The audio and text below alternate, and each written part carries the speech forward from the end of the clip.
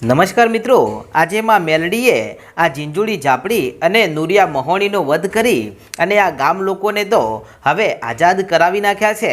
તેથી આ ગામ લોકો પણ સમજી ગયા છે કે આ તો માં મેલડી સિવાય બીજું કોણ હોઈ શકે। અને પછી આખું ગામ કહે છે કે હે માં મેલડી, તમે અમારા ગામમાં બેસણા કરો અને અમને ચમત્કાર દેખાડો। ત્યારે માં મેલડી કહે છે કે તમે અહીંયા જ મારું મંદિર બંધાવો, હું તો અહીંયા બેસણા કરવાની જ છું, પરંતુ સાંભળો મારા ગામ લોકો, હજુ મારે જવું છે કામરૂ દેશમાં હજુ આગળ, અને જ્યાં કામરૂ દેશની એક મહાન ડાકણોનો વિસ્તાર છે ને ત્યાં રાણીએ રાજ ચાલે છે ને પુરુષો તો ત્યાંના ગુલામ છે। મારે ત્યાં જવું છે ને ત્યાં ગાંગીના બાબા છે ને એમને છોડાવીને પાછા એમના મલખમાં મોકલવા છે। આટલું કહીને માં મેલડી ત્યાંથી કાબરી બિલાડી બની અને ચાલ્યા। અને જ્યાં ગામ લોકો ધૂણી ધખાવીને માં મેલડીની જ્યાં સેવા પૂજા કરતા હતા અને હોમ હવન કરતા હતા, ત્યાં પહોંચતાની સાથે જ આ કાબરી બિલાડી અદૃશ્ય થઈ જાય છે। તેથી ગામ લોકો સમજી ગયા કે અહીંયા જ માં મેલડીના બેસણા કરવા છે। અને પછી તો ધૂણાની બાજુમાં ત્યાં 5 ઈંટોનું મંડાણ માંડ્યું અને આખા ગામે સાથે મળી માં મેલડીના બેસણા કર્યા ને આજે આખું એ ગામ સજાવવામાં આવ્યું છે, કેમ કે આજે ગામના લોકોનો હરખનો કોઈ પાર નથી। હવે એમને ખબર પડી ગઈ છે કે હવે આ ગામમાંથી કોઈનું કમોતે મોત નહીં થાય ને કોઈએ પેલા નુરિયા પાસે હવે પોતાનો જીવ આપવા માટે જવું નહીં પડે। તેથી માં મેલડીના ભજન કીર્તન રાખ્યા છે અને આજે આખું એ ગામ સાથે મળી માં મેલડીના મઢડે ભોજન સમારંભ પણ રાખ્યો છે। અને આ બાજુ હવે આ ગામમાંથી નીકળેલા માં મેલડી કે જે ચાલતા ચાલતા ફરી કામરૂ દેશના સીમાડે પહોંચે છે અને ત્યાં પહોંચ્યા પછી તેઓ કાબરી બિલાડીનું રૂપ લે છે અને પછી તેઓ હવે આગળ ચાલવા લાગ્યા। અને ચાલતા ચાલતા તેઓ હવે આજે કામરૂ દેશની ડાકણો જ્યાં વસવાટ કરતી હતી એ બાજુ આવી ગઈ છે અને ત્યાં આવીને જુએ છે તો એક મોટું પાંજરું છે અને એ પાંજરામાં 10 જેટલા કેદીઓ પૂરેલા છે અને એમાં એક ગાંગીના બાબા છે। ત્યારે ગાંગીના બાબા ત્યાં પાંજરામાં જેટલા પણ બીજા માણસો છે તેમને કહે છે કે ભાઈઓ, તમે તમારી કુળદેવીનું સ્મરણ કરો અને આજે રાત પડી છે ને તો આપણે આખી રાત પોતપોતાની દેવી દેવતાઓનું સ્મરણ કરવાનું છે ને આપણા ટોળામાંથી જો કોઈ એક પણની દેવી દેવતાએ અથવા તો એની કુળદેવીએ જો આપણો સાદ સાંભળી લીધો ને તો આપણને બચાવવા માટે કામરૂ દેશમાં જરૂર આવશે। અને સાંભળો મારા ભાઈબંધો, આપણે એવી જગ્યાએ આવીને ફસાણા છીએ કે જ્યાંથી આપણો પરિવાર કે કાળા માથાનો માનવી તો એની તાકાત ધરાવતો નથી કે અહીંયા આવી અને આ ડાકણોના રાજમાંથી આપણને છોડાવી અને પાછા આપણા મલખમાં પહોંચાડી શકે। માટે હવે જો કોઈ આપણને અહીંયાથી છોડાવીને લઈ જાય તો એ આપણી દેવી શક્તિ લઈ જાય, એના સિવાય આપણી પાસે બીજો કોઈ માર્ગ નથી।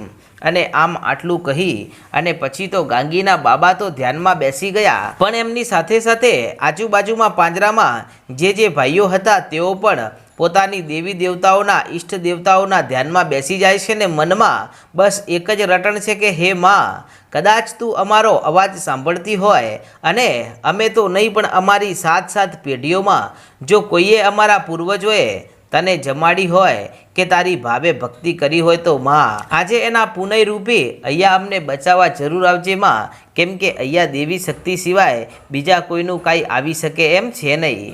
પણ ત્યાં તો મારી મેલડી કે જે કામરૂ દેશમાં કાબરી બિલાડી બનીને પહોંચી ગયા છે અને આ પાંજરાના સરિયા છે તેઓ એકદમ સાંકડા છે ને એમાંથી હાથ પણ બહાર ના નીકળી શકે એટલી નાની જાળી છે।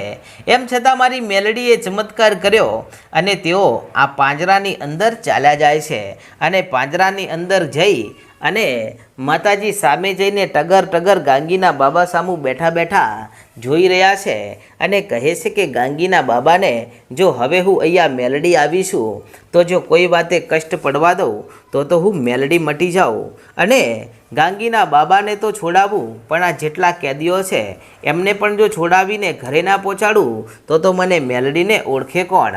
અને પછી તો ત્યાંમાં મેલડી કે જે બિલાડીના અવાજમાં બોલે છે, ત્યારે આવો અવાજ સાંભળી અને જેટલા પણ ધ્યાનમાં બેઠેલા જે આજુબાજુમાં જે માણસો હતા તેઓ આંખો ખોલીને જુએ છે તો ત્યાં એમની પાસે કાબરી બિલાડી છે। તેથી તેઓ સૌથી પહેલાં તો આશ્ચર્યમાં પડી જાય છે, કેમ કે તેઓ એ વાત તો સારી રીતે જાણે છે કે આ પાંજરામાં મથીને પણ હાથ એમનો બહાર નીકળી શકતો નથી, તો આટલી મોટી કાબરી બિલાડી અહીંયા આ પાંજરામાં આવી કેવી રીતે? અને પછી તેઓ ગાંગીના બાબાને કહે છે કે બાબા જાગો તો ખરા, અરે સામે જુઓ, આ ચમત્કાર છે કે પછી હકીકત છે કે પછી આ સાચે જ કોઈ જાનવર છે, એ તો કહો. ત્યારે ગાંગીના બાબા આંખો ખોલે છે અને આંખો ખોલીને સામે જુએ છે તો સામે કાબરી બિલાડી બેઠી છે ને કાબરી બિલાડીનું કદ કે જે થોડુંક મોટું છે. અને આ મોટા કદવાળી બિલાડીને જોઈને ગાંગીના બાબા પહેલાં તો ટગર આ બિલાડીની સામું જુએ છે કે આ કોણ હોઈ શકે અને તે અહીંયા આવી કેવી રીતે? ત્યાં તો જેટલા પણ કેદીઓ હતા તેઓ ઊભા થઈ જાય છે અને ગાંગીના બાબાને કહેવા લાગ્યા કે બાબા એ વાત નથી સમજાતી કે આ પાંજરાની જે જાળી છે એમાંથી આપણો હાથ બહાર નથી જઈ શકતો, તો પછી આ બિલાડી આટલી મોટી કદની હોવા છતાં તે આ પાંજરામાં ક્યાંથી આવી હશે? અને દ્વાર તો બંધ છે અને આ દ્વારને ખોલવા એ પેલી ડાકણોના હાથ સિવાય બીજા કોઈની વાત નથી, તો પછી આ કેવી રીતે બની શકે? ત્યારે બિલાડી ફરી 2 વાર બોલે છે. ત્યારે ગાંગીના બાબા કહે છે કે મને લાગે છે કે આ બિલાડી નથી, પણ આપણે જે માતાજીના સ્મરણ કરતા હતા એમાંથી લાગે છે કે કોઈકની દેવીએ આપણો સાદ સાંભળ્યો છે અને તે જ અહીંયા આપણી પાસે પાંજરામાં આવીને બેઠા છે.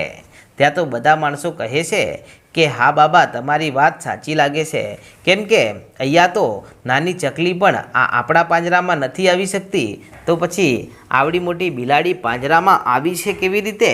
અને પછી તો બધા જ ભેગા મળીને કેદીઓ કે જે આ બિલાડીની સામું હાથ જોડીને એટલું કહે છે કે હે માં, અમને ખબર છે કે તું કોઈક નક્કી દેવી શક્તિ જ અહીંયા આવી છો અને તમે અહીંયા આવ્યા છો તો માં અમને બચાવજો અને અમને અમારા પરિવાર સુધી પહોંચાડજો, નહીતર અમારા વગર અમારો પરિવાર વેર વિખેર થઈ જશે માડી. અને આમ તેઓ પ્રાર્થના કરી રહ્યા છે. પણ ત્યારે એક વૃદ્ધ માણસ કે જે પાંજરામાં છેટો જઈને ઊભો છે ને તે નથી તો હાથ જોડતો કે નથી તો આ બિલાડીની સામું આવીને કાંઈ કહેતો. ત્યારે આ બાબા પૂછે છે કે ભાઈ તું કેમ આટલો દૂર ઊભો છે? તારે આ ડાકણોના નર્કમાંથી બહાર નથી નીકળવું? ત્યારે તે બધાને પોતાની પાસે બોલાવીને કહે છે કે આપણે અહીંયા દેવી દેવતાઓનું સ્મરણ કરીએ છીએ અને એ વાત જો પેલી ડાકણોને ખબર પડશે ને તો આપણી ચામડી ઉખાડી નાખશે. અને આ બિલાડી અહીંયા આવી છે તો તમે એમ માનો છો કે આ કોઈ દેવી શક્તિ છે? તો શું એવું તો નથી ને કે આ કામરૂ દેશની ડાકણ બિલાડી બની અને અહીંયા આવી અને એ જાણવા માગતી હોય કે આપણો આગળનો પ્લાન શું છે અને આપણું આગળનું આયોજન જાણવા માટે કરીને તો ડાકણ અહીંયા બિલાડી બનીને તો નથી આવીને, કેમ કે પાંજરાનો દ્વાર એમના સિવાય બીજું કોઈ ખોલી શકતું નથી. ત્યારે બધા જ કેદીઓ હવે ધર્મ સંકટમાં પડી ગયા અને કહેવા લાગ્યા કે આ કોણ હશે? શું આ ડાકણ હશે કે પછી કોઈ દેવી શક્તિ હશે? એ હવે કેવી રીતે ખબર પડશે? આમ તેઓ અંદરો અંદર ચર્ચા કરી રહ્યા છે ને સવારનો પહોર થયો છે.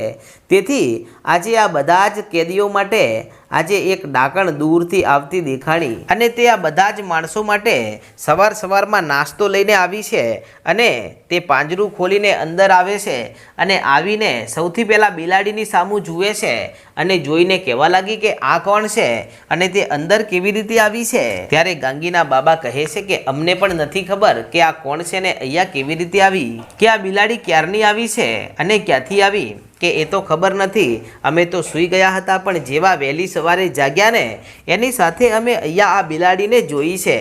ત્યારે પેલી ડાકણ બિલાડીને કાઢવા માટે તે પાંજરામાં અંદર આવે છે. તેથી બિલાડી દોડીને પાંજરાની બહાર નીકળી જાય છે ને બહાર નીકળ્યા પછી તે પાંજરાની ચારેય બાજુ આંટા ફેરા કરી રહી છે અને આ બાજુ પેલી ડાકણ આવી અને જમવાનું મૂકે છે અને કહે છે કે બોલો તમે બધા કેટલા દિવસથી ભૂખ્યા છો? કે અમે 3 દિવસથી ભૂખ્યા છીએ, પણ અમને તમે જમવાનું કેમ આવું આપો છો? જમવાની અંદર તમે ધૂળ કેમ નાખો છો? ત્યારે આ ડાકણ હસવા લાગીને કહે છે કે તમને હેરાન કરવા એ અમારો શોખ છે અને આજે પણ અમારી જે મહારાણી છે ને એમણે તમને એવું જ ભોજન આપવાનું કહ્યું છે. આમ કહીને જે સ્વાદિષ્ટ ભોજન લાવ્યા હતા એમાં તે મુઠ્ઠી ભરી અને હવે રેત નાખવા માટે હાથ લાંબો કરે છે. ત્યારે બધા જ કેદીઓ હાથ જોડીને કહેવા લાગ્યા કે અમારે જમવું નથી, આ જમવાનું તમે પાછું લઈ જાઓ, નહીતર આમાં રેત નાખવાનું રહેવા દો. અમે આવું ભોજન કેવી રીતે ખાઈ શકીએ? અરે આવું ભોજન ખાઈએ તો અમે કામ પણ ના કરી શકીએ. અને ત્યારે આ ડાકણ ખડખડ દાંત કાઢીને હસવા લાગીને કહે છે કે તમને તો આવું જ ભોજન મળવાનું છે. આમ કહીને જેવી આ ડાકણ પોતાનો હાથ લાંબો કરી અને ભોજનમાં જેવી આ રેત નાખવા જાય છે ત્યાં તો તેનો હાથ પકડાઈ જાય છે અને બીજા હાથથી તે પોતાનો પહેલો હાથ પકડીને રાડો પાડવા લાગીને કહે છે કે મને કાંઈક થાય છે, મને કાંઈક થાય છે. અને પછી તે ત્યાંથી ગળગળતી દોટ મૂકીને ભાગી જાય છે. અને ત્યારે આ બિલાડી ટગર ટગર જોઈ રહી છે. ત્યારે ગાંગીના બાબા કહે છે કે નક્કી આ બિલાડી આપણી રક્ષા કરવા માટે આવી છે. અને જુઓ આજે તો આપણને આ ભોજનમાં રેત પણ નાખવા નથી દીધી. ત્યાં તો મારી મેલડીએ બેબી અવાજ કર્યો કે બાબા હવે તમને આ ભોજન મળ્યું છે અને પેલી ડાકણો પાછી આવે ત્યાં સુધી પેટ ભરીને જમી લો, નહીંતર તમારી પાસે વધારે સમય નથી. અને આટલા શબ્દો સાંભળ્યા ત્યાં તો બધા જ કેદીઓ કે જે 3 દિવસથી ભૂખ્યા છે અને આજે આ સ્વસ્થ ભોજન મળ્યું છે તેથી બધા બે હાથે ભોજન જમવા લાગ્યા. અને પેલી ડાકણ કે જે દોડતી દોડતી પહોંચી બીજી 4 ડાકણો પાસે અને ત્યાં જઈને કહે છે કે મારા હાથમાં કાંઈક થઈ ગયું છે, હાથ સીધો થતો નથી અને મેં હજુ પેલા જે કેદીઓ છે ને એમના ભોજનમાં હજુ રેત નથી નાખી અને તેઓ ક્યાંક ભોજન જમી ના લે. તેથી બધી જ ડાકણો ત્યાં દોડતી દોડતી આવે છે અને આવીને જુએ છે તો પાંજરામાં ભોજન છે જ નહીં, ખાલી થાળ પડ્યો છે. તેથી આ ડાકણો ગુસ્સામાં આવી ગઈને કહેવા લાગી કે તમે આ ભોજન કોને પૂછીને જમ્યા છો? તમને ખબર છે હવે આના બદલામાં તમને કેવી સજા મળશે? ત્યારે ગાંગીના બાબા કહે છે કે અમને શું ખબર, હજુ રેત નાખવાની બાકી હતી. અમને લાગ્યું કે અહીંયા મૂકીને ગયા છો તો અમારે જમી લેવાનું હશે, તેથી અમે જમી લીધું. ત્યાં તો પેલી ડાકણ કહેવા લાગી કે આ બધા માણસો ભેગા મળીને કાંઈક ષડયંત્ર રચે છે અને રાતની એમની પાસે કોઈક બિલાડી આવી છે અને એ બિલાડી આ પાંજરા હોહરવી અંદર કેવી રીતે ગઈ એ પણ કાંઈ ખબર પડતી નથી. ત્યારે ગાંગીના બાબા હસવા લાગ્યા ને હસતા હસતા કહે છે કે મને તો એમ કેમ લાગે છે કે ડાકણોનો યુગ હવે પૂરો થવાનો છે અને એમના મોતનું તાંડવ રચાવા લાગ્યું છે. ત્યારે આ ડાકણો કહે છે કે અત્યારે તમને ખબર નહીં પડે, આજે દિવસે જેટલી વાતો કરવી હોય એટલી કરી નાખો, પણ આજે રાત્રે તમારી સાથે જે ઘટના બનવાની છે અને તમને જે કામ સોંપવાનું છે ને એનાથી તમારી ચામડી ઉખડી જવાની છે. અને આમ કહીને ડાકણો ત્યાંથી ચાલી નીકળી અને પેલી કાબરી બિલાડી કે જે આ પાંજરાના ફરતી ગોળ ગોળ ફરી રહી છે અને ત્યારે આ બિલાડી પણ મનમાં વિચાર કરે છે કે આજે રાત્રે ડાકણો તમે પણ જોઈ લેજો કે તમારી સાથે શું થવાનું છે અને હવે તમને ખબર પડશે કે તમે જે નિર્દોષ માણસો ઉપર આટલા અત્યાચાર કર્યા છે ને એ બધો જ બદલો હવે તમારા ઉપર આવીને લેવાનો છે. તો મિત્રો શું બને છે આજે રાત્રે તો તે આપણે આગળના ભાગમાં જોશું. ને તમે આપણી ચેનલ પર પહેલી વાર આવ્યા હોય તો આજે જ આપણી ચેનલ રાજા મેલડીને સબસ્ક્રાઈબ કરવાનું ભૂલશો નહીં. જય માતાજી.